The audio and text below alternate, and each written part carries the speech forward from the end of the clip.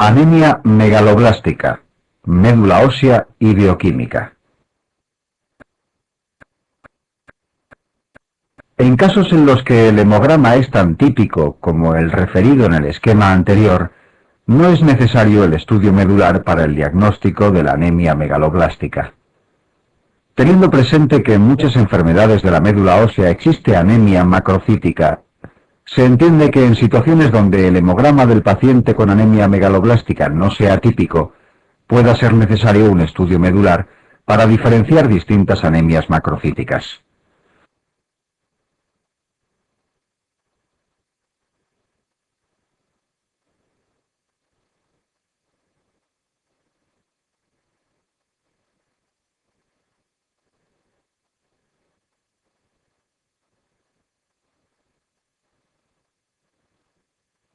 En caso de realizarse este estudio, en la médula ósea de la anemia megaloblástica hay dos aspectos que interesa recordar. Uno de ellos es obviamente el que da nombre a estas anemias, es decir, la existencia de precursores gigantes o megaloblastos en las tres series hematopoyéticas. Pregunta 24. El otro es un hecho aparentemente paradójico, y es que mientras el hemograma se caracteriza por escasez de células sanguíneas, la médula ósea típicamente presenta incremento del tejido hematopoyético, pero que como consecuencia de una muy intensa eritropoyesis ineficaz, muerte intramedular de células del tejido hematopoyético, da lugar a citopenias sanguíneas.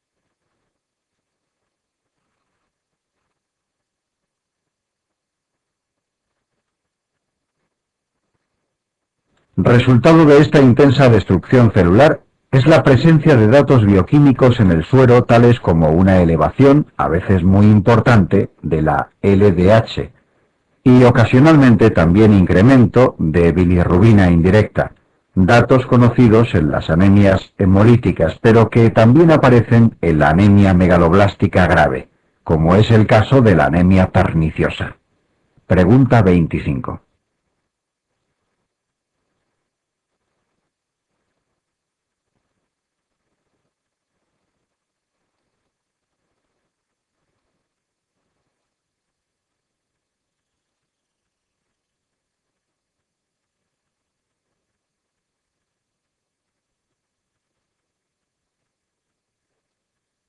Anemia megaloblástica por deficiencia de vitamina B12.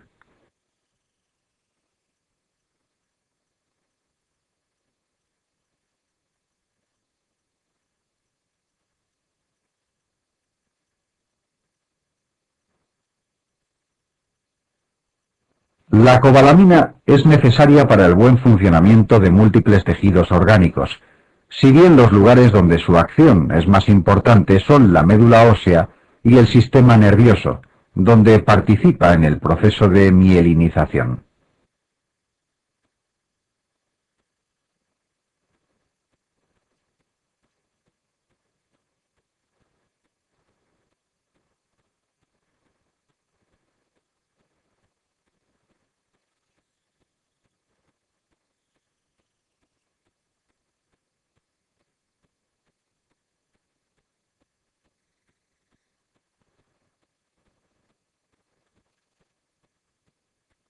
Por ello, en situaciones de carencia orgánica de vitamina B12, parece lógico que esta deficiencia repercutiese siempre en ambos tejidos, apareciendo por tanto alteraciones hematológicas y neurológicas en todos los pacientes.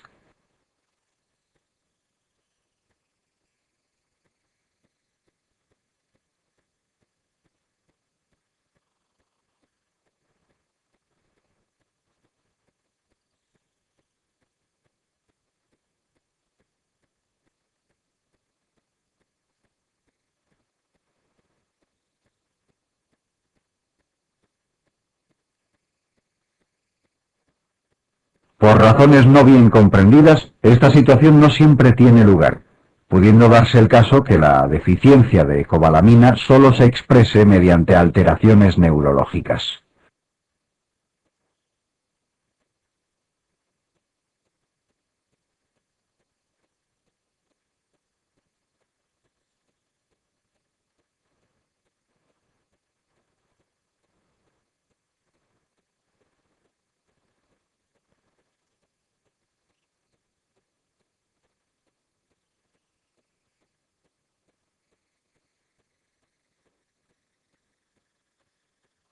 Podría también producirse el hecho contrario, es decir, la existencia aislada de alteraciones hematopoyéticas. En una serie de reacciones medulares que tienen lugar para la síntesis de ADN, participan como coenzimas tanto el ácido fólico como la cobalamina. Se entiende que en la deficiencia de vitamina B12, estas reacciones se enlentezcan, dando lugar al problema hematológico descrito. Si en estos casos, en vez de aportar a los pacientes la sustancia que necesitan, es decir, la cobalamina, se les administrase folato, la situación sería semejante a la de una máquina con dos motores, uno de los cuales no funciona bien, pero al que hemos incrementado el rendimiento del otro. En definitiva, este hecho condiciona una mejoría del funcionamiento medular y, por tanto, una mejoría de la anemia de los pacientes, aunque obviamente no la curación de su enfermedad. El incremento en el funcionamiento medular, por razones no bien conocidas, da lugar a que la médula ósea compita con el sistema nervioso, pudiendo entonces producirse una carencia de cobalamina no existente previamente en el sistema nervioso, desencadenándose ahora la aparición de un trastorno neurológico. Pregunta 27.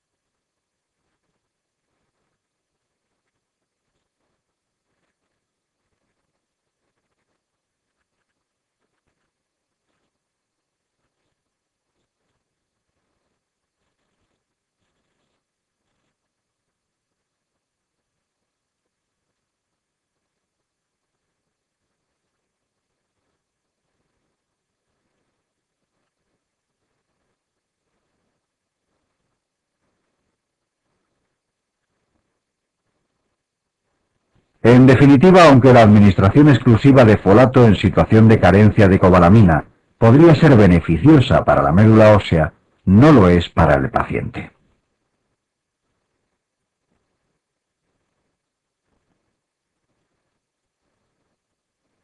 Por ello, desde el punto de vista práctico, a los pacientes con anemia megaloblástica hay que tratarles con la sustancia de la que carecen, y si por las razones que sean se desconoce cuál es la carencia, nunca debería administrarse solo folato.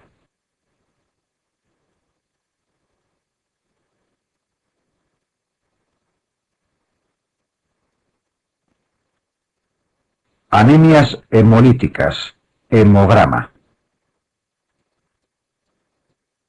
El hemograma típico de las anemias hemolíticas se caracteriza por VCN habitualmente normal, ya que la mayoría de las anemias hemolíticas son normocíticas.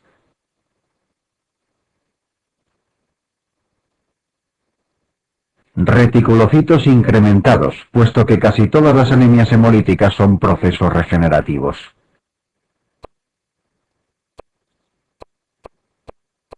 Frotis típico, con formas anormales en los eritrocitos, tales como los esquistocitos, o hematíes fragmentados en las lisis traumáticas. Pregunta 7. Esferocitos en la esferocitosis congénita o las inmunohemólisis. Dianocitos en los trastornos de la hemoglobina. Pregunta 8.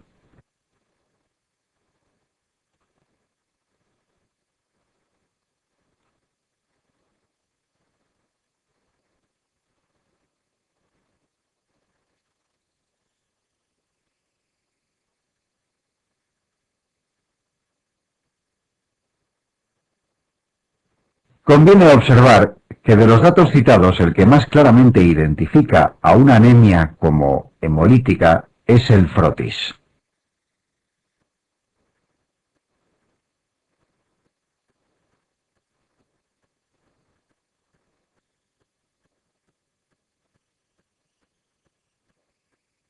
Anemias hemolíticas, bioquímica y clínica. La alteración en algunos parámetros bioquímicos del suero y la presencia de ciertos signos clínicos deben hacer pensar que una anemia es hemolítica.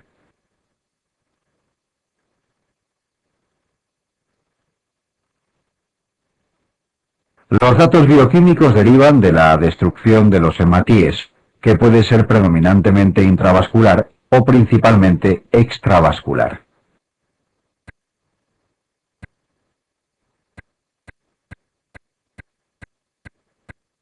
La destrucción intravascular produce la salida de la hemoglobina del hematíe al plasma, que se une a la aptoglobina, ocasionándose un descenso de la aptoglobina sérica libre. Si la hemólisis es intensa, se agota la aptoglobina libre, de manera que si la destrucción eritrocitaria prosigue, la hemoglobina ya no podrá unirse a más aptoglobina, por lo que, dado el tamaño de la hemoglobina, esta puede filtrarse en el glomérulo renal, ocasionando la aparición de orina oscura y eventualmente fracaso renal agudo. La degradación de la hemoglobina en las células tubulares renales da lugar a la aparición de hemosiderinuria. Si esta es crónica, se puede producir ferropenia.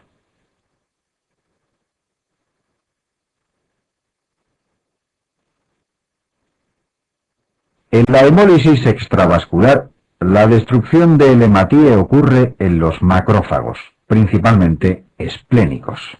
El catabolismo del grupo hemo de la hemoglobina produce un incremento de la bilirrubina indirecta plasmática y eventualmente ictericia. Dicha bilirrubina no se elimina por el riñón, por lo que no hay coluria, pregunta 29, y sí por bilis tras la conjugación a nivel hepático. En hemólisis crónicas, este hecho facilita la aparición de litiasis biliar.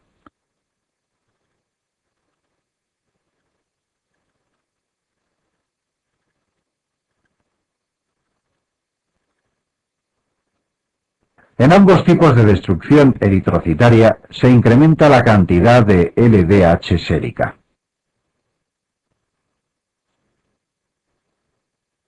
Hay que tener presente que de los parámetros citados, solo la hemoglobinuria o la hemosiderinuria son fiables para identificar el lugar preferente de la hemólisis, dada la existencia de hemólisis mixtas en gran cantidad de situaciones.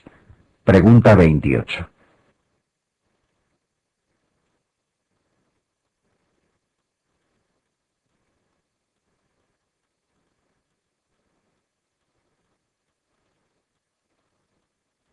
En cuanto a signos clínicos, la existencia de esplenomegalia o ictericia, entre otros, son típicos de los procesos hemolíticos.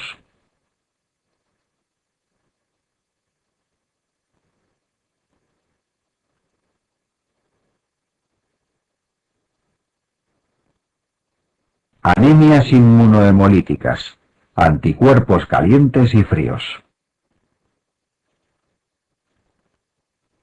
Las anemias inmunohemolíticas son aquellas en las que la destrucción de hematíes tiene mecanismo inmune, es decir, mediado por la acción de inmunoglobulinas y o complemento activado sobre la célula eritrocitaria. En el frotis sanguíneo se caracterizan por la presencia de esferocitos y para su diagnóstico se utiliza la prueba de COMS directa, que detecta inmunoglobulina y o complemento en la membrana del hematíe, y la indirecta, que detecta anticuerpo antieritrocitario libre en el plasma. Si el anticuerpo se une a la membrana del hematíe a temperatura fisiológica, 37 grados, se denomina caliente, y si lo hace a bajas temperaturas, frío.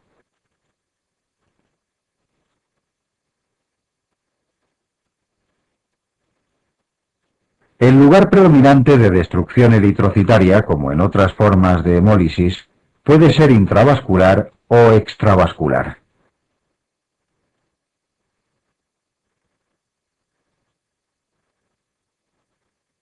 Para que la destrucción inmune sea intravascular, debe producirse suficiente activación de complemento para que sobrepase los mecanismos de defensa eritrocitaria al mismo, ver más adelante, circunstancia producida habitualmente por la IgM, que se comporta como anticuerpo frío.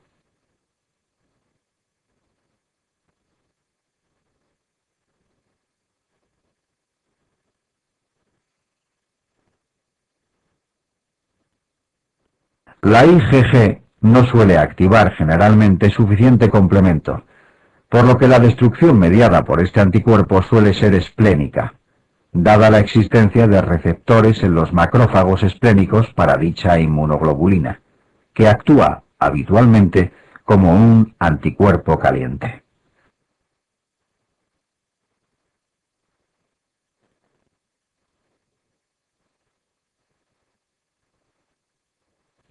El término crioaglutinina implica que el anticuerpo, IgM, se comporta a la vez como anticuerpo frío y aglutinador de hematíes en la microcirculación expuesta a bajas temperaturas, como las zonas sacras.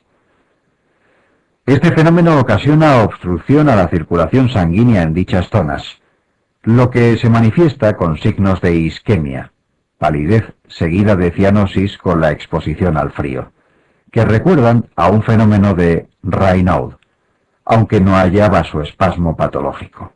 Las causas conocidas de crioaglutinina son principalmente infecciones y tumores, habiendo una forma idiopática.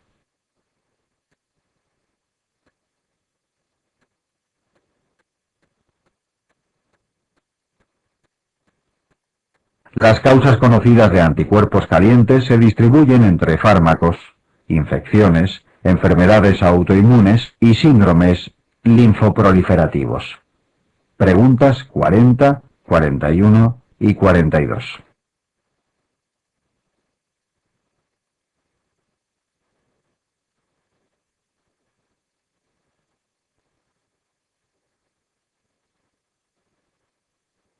Mielopatías clonales. Esquema general. Las mielopatías clonales son enfermedades de células pluripotenciales de la médula ósea que tienen un carácter clonal.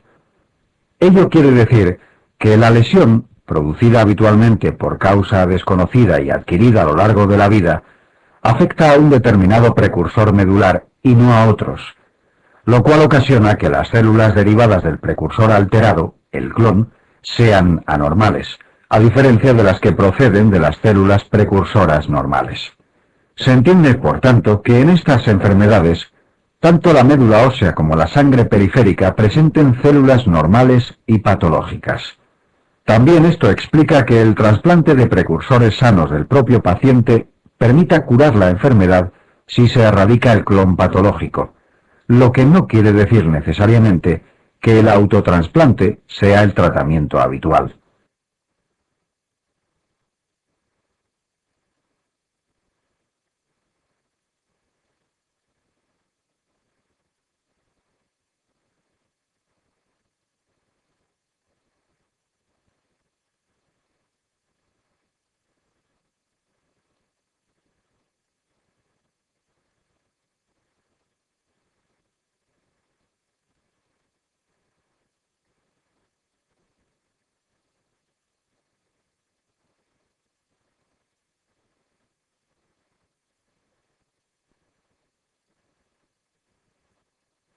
Estas enfermedades suelen tener una fase inicial silente, dado el predominio inicial de células normales.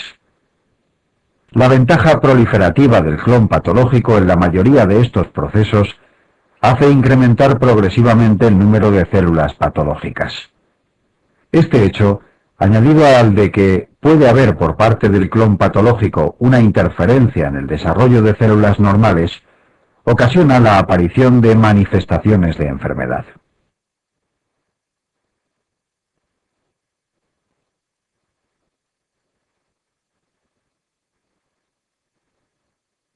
Las diversas mielopatías clonales son consecuencia de alteraciones variadas en las funciones de las células medulares y sanguíneas patológicas. Ya se ha comentado el incremento de la capacidad proliferativa habitual del clon. Con respecto a la función madurativa, esta puede alterarse o no, lo que da lugar a que en algunas enfermedades las células patológicas sanguíneas sean maduras y en otras inmaduras. También pueden alterarse otras funciones celulares, como se verá más adelante. Del conjunto de anormalidades surgidas en el clon patológico dependerá la enfermedad que tenga el paciente. Si bien hay formas que cabría llamar mixtas, por presentar características de más de un proceso. Ver más adelante.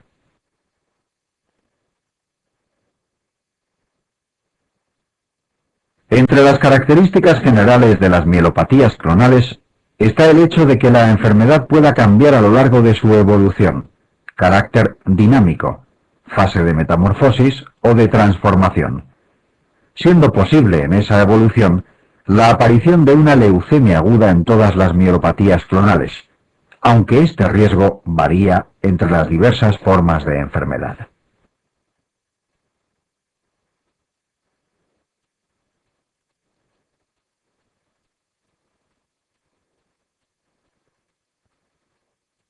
Hemoglobinuria paroxística nocturna. La hemoglobinuria paroxística nocturna, HPN, es una mielopatía clonal donde las células del clon patológico presentan una alteración en el mecanismo de defensa frente al complemento que las hace ser más sensibles a la acción lesiva de esta sustancia. Pregunta 30.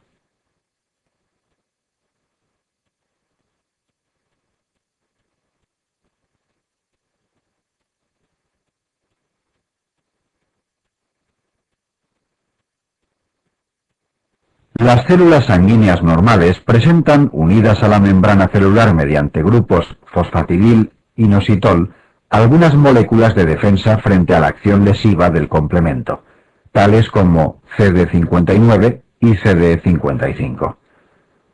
La mutación adquirida en el clon patológico en el gen del fosfatidil-inositol ocasiona la pérdida de estas moléculas de la membrana celular, dejando a la célula indefensa frente al complemento.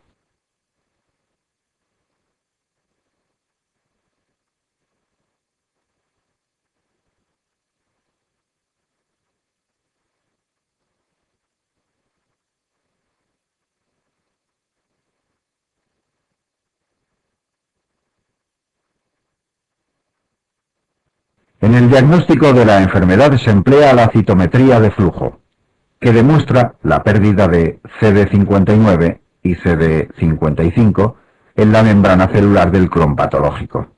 Pregunta 44.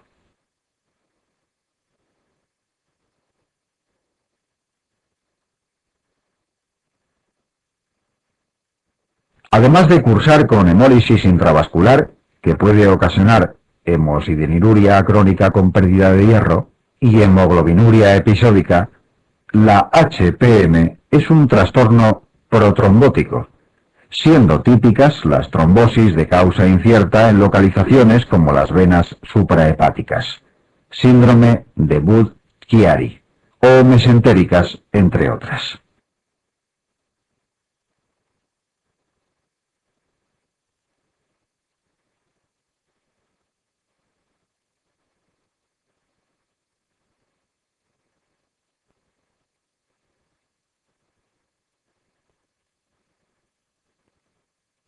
En el hemograma, además de anemia, Puede haber otras citopenias, ya que ocasionalmente la enfermedad se asocia a aplasia medular.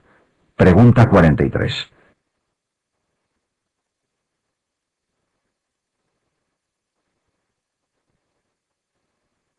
Tratamientos como los esteroides, el hierro, la terapia anticoagulante, la globulina antitimocítica, GAT, pueden ser beneficiosas, siendo el trasplante de precursores hematopoyéticos una medida terapéutica definitiva que se reserva para las formas graves. Pregunta 45.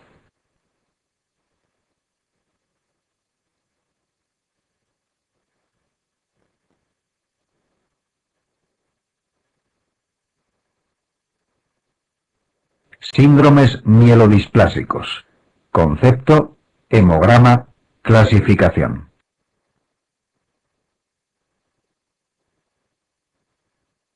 Por síndromes mielodisplásicos, SMD, o mielodisplasias, se entiende un grupo de mielopatías clonales que son auténticas neoplasias mieloides de médula ósea, y que se caracterizan principalmente por presentar alteraciones morfológicas en las células del clon patológico.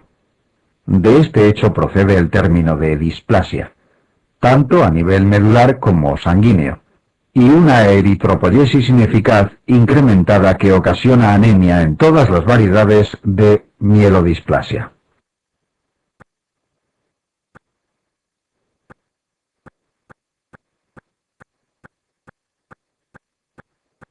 El hemograma de estas enfermedades se caracteriza por presentar anemia normocítica, o más frecuentemente, ligeramente macrocítica asociada o no a otras citopenias.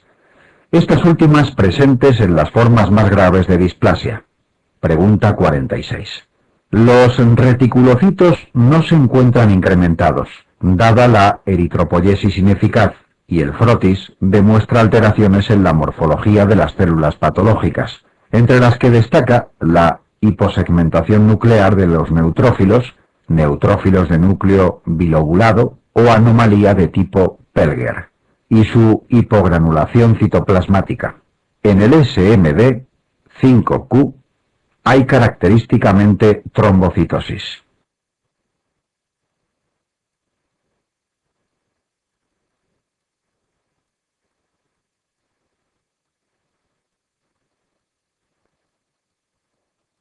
La clínica de los pacientes que con frecuencia son de edad avanzada es la derivada de la disminución de células sanguíneas.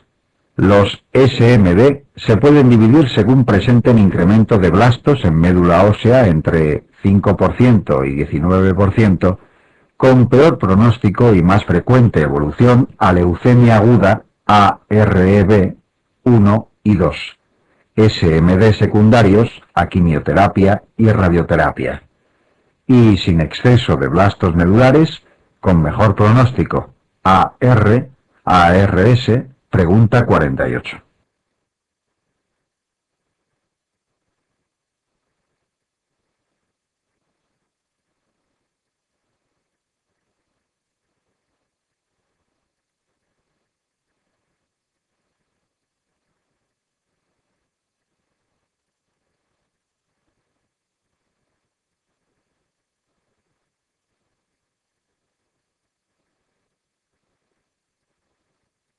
La quimioterapia intensiva con trasplante de precursores hematopoyéticos se reserva para pacientes no ancianos, tratándose estos últimos con terapias paliativas que incrementen las células sanguíneas, transfusiones, EPO y medidas contra la sobrecarga férrica. Preguntas 23 y 49.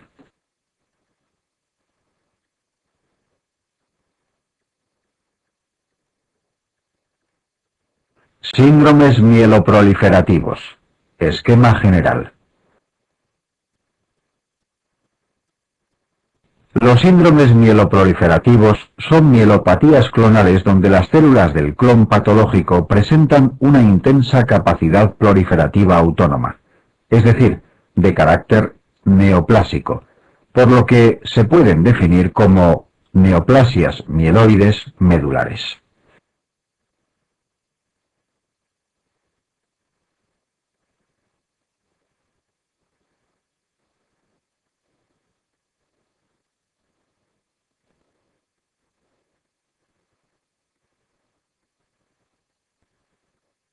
Se entiende como síndromes mieloproliferativos crónicos, SMPC, aquellos donde las células tumorales presentan maduración, y los cuatro principales son leucemia mieloide crónica, LMC, policitemia vera, PV, trombocitosis esencial, TE, y mielofibrosis primaria, agnogénica o con metaplasia mieloide, MF.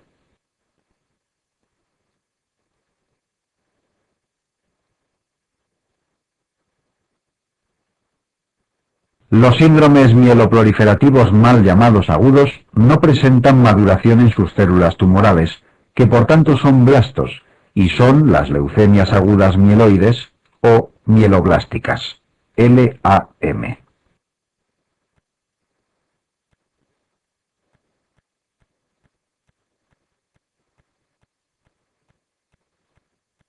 Síndromes mieloproliferativos crónicos. Esquema general. Tipos. Hemograma.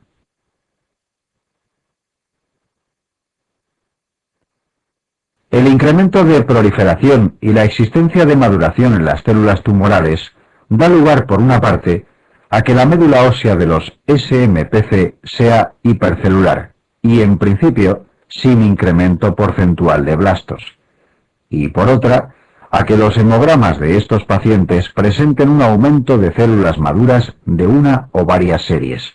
Pregunta 50. Aunque habitualmente con predominio de una de ellas. Glóbulos rojos en la PV, leucocitos en la LMC, plaquetas en la TE.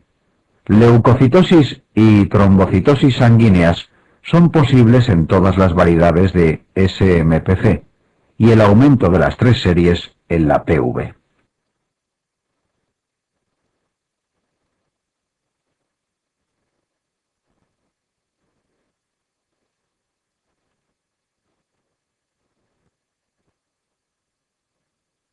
Interesa observar, por tanto, que la LMC, al igual que otras leucemias crónicas, leucemia linfática crónica o LLC, y leucemia mielomonocítica crónica o LMMC, siempre tiene leucocitosis sanguínea, a diferencia de lo que ocurre en las leucemias agudas. Ver más adelante. Pregunta 55.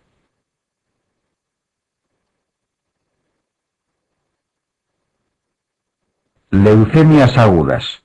Hemograma.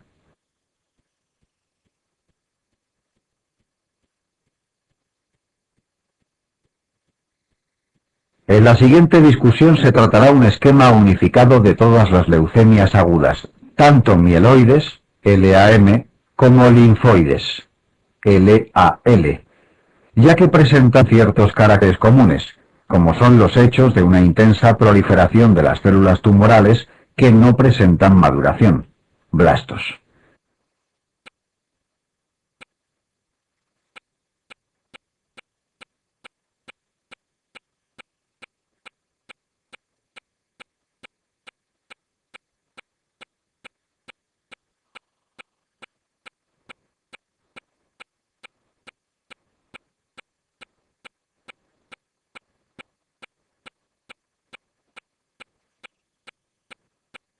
Como en toda mielopatía clonal, a nivel medular aparecen tanto células normales, hematopoyéticas, como el clon tumoral, en el caso de las leucemias agudas blastos malignos, con la consiguiente hipercelularidad medular con incremento de blastos.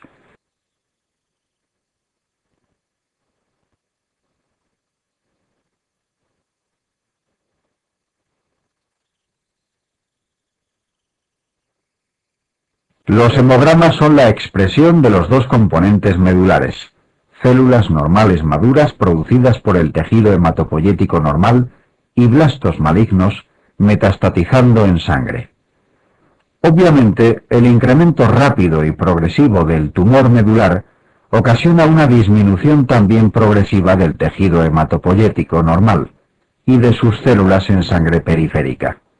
Por lo que, a diferencia de lo que sucede en los SMPC, en las leucemias agudas hay escasez de células maduras en sangre, anemia, neutropenia, trombocitopenia. Pregunta 51.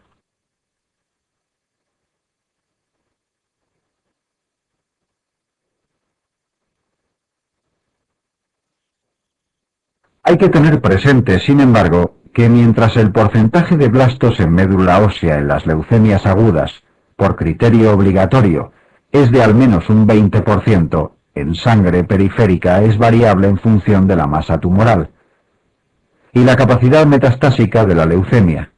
De hecho, hay formas de leucemia aguda que no presentan blastos en el hemograma, aleucémicas. En cualquier forma, un porcentaje de blastos en sangre de al menos el 20% es también diagnóstico de leucemia aguda. Preguntas 53 y 54.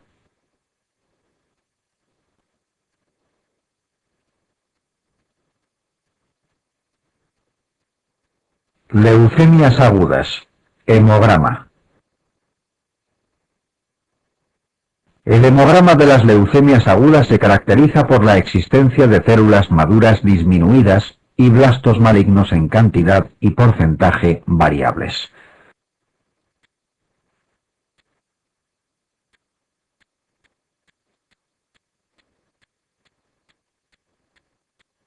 Las características morfológicas de los blastos malignos, forma celular, tamaño, nuclearidad, hace a estas células muy diferentes de los hematíes o las plaquetas de la sangre y más semejantes a los leucocitos. Por esta razón, los blastos sanguíneos son contados como leucocitos en el hemograma, aunque esto sea un error de laboratorio.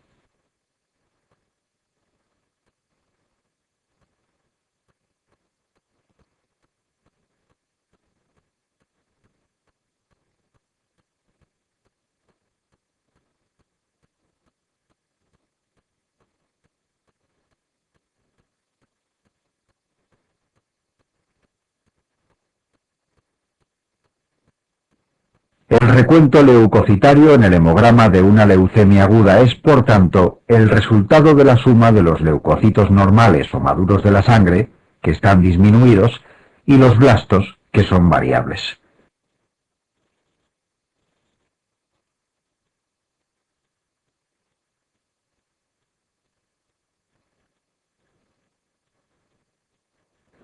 Dependiendo de la cuantía de blastos, el recuento leucocitario podrá ser elevado, leucocitosis, normal o disminuido, leucopenia, a diferencia de lo que sucede en las leucemias crónicas, donde siempre se encuentra elevado. Preguntas 53 y 54. Otra conclusión es, obviamente, que la leucocitosis en una leucemia aguda es dependiente de los blastos.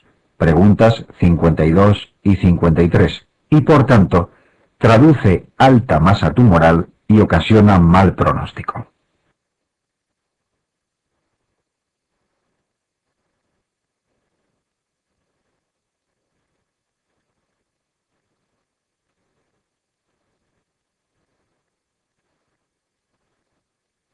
Esquema de enfermedades con blastos en sangre. El reconocimiento de un porcentaje elevado de blastos en el hemograma, al menos el 20%, es diagnóstico de leucemia aguda.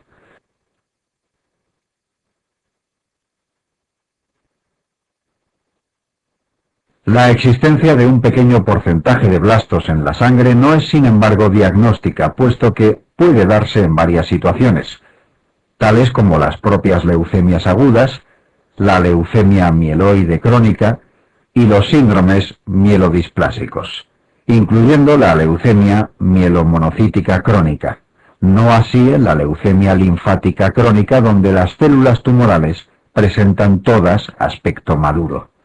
En la leucemia mieloide crónica, la gran mayoría de los leucocitos sanguíneos son maduros, fundamentalmente neutrófilos, pero la sangre también presenta leucocitos inmaduros y una pequeña proporción de blastos. Preguntas 52, 55 y 56.